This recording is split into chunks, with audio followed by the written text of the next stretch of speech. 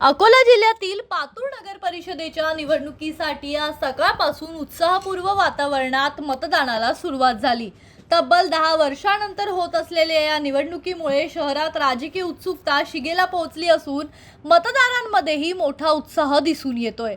नगराध्यक्ष पदासाठी 5 उमेदवार निवडणुकीच्या रिंगणात असून 20 नगरसेवक पदांच्या जागांसाठी तब्बल 69 उमेदवार आपले नशीब आजमावत आहेत।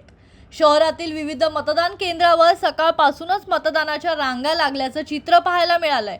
एकूण 17,933 मतदार आज आपला मतदानाचा हक्क बजावणार आहेत। यंदाची निवडणूक राजकीय आखाडा आणि स्थानिक समीकरणांमुळे विशेष चर्चेत आहे। राष्ट्रवादी काँग्रेस, वंचित बहुजन आघाडी आणि MIM यांनी एकत्र येत सत्ता काबीज करण्यासाठी मोर्चे बांधणी केली आहे।